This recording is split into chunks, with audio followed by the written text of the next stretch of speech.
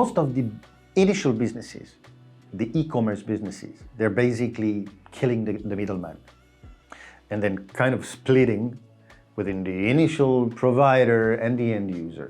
So when you do that, you're generating a third-party marketplace.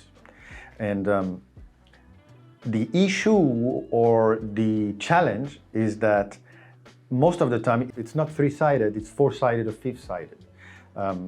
So can you create a business model from scratch that would identify from scratch who's the deeper pocket guy?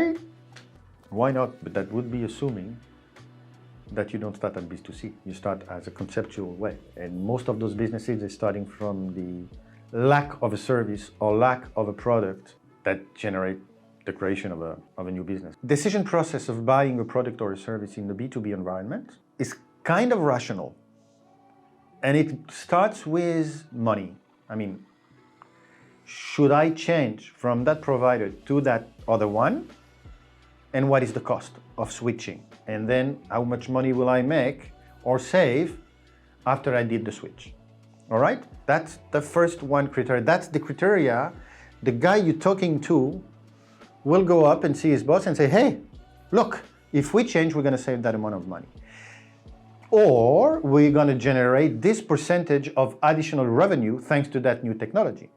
So your job as trying to selling that is to avoid the friction between the previous solution and the new one, and being persuasive enough so that your customer will perceive that change as easy.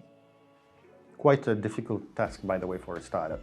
But anyway, the first criteria is economical, and then you have other criteria that you can, in a way, factor. So it's going to be global warming, it's going to be regulation on safety, and this is a rational process. In B2C,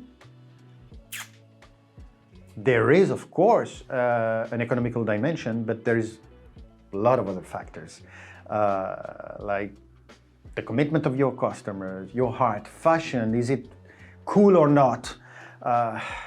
You know, 3 lines or swoosh. Man, can you really factor that? So this is one of the issues that you face in B2C. And most of the line, it's the learning of how you acquire customers in the B2C environment takes more time, takes more money than what you're going to do on the B2B. And sometimes what you see is that a lot of startups, you know, they start with the B2C. Oh man, they're working so hard, they're generating so much work and knowledge and trial and error processes, but you don't get to it. You know, and by the way, you structure your team in that way, like a lot of little mices instead of one big elephant that you could use for B2B. And then what you see is that along that way, you see companies in B2B getting closer to you. And this, yes, you understand what's the need.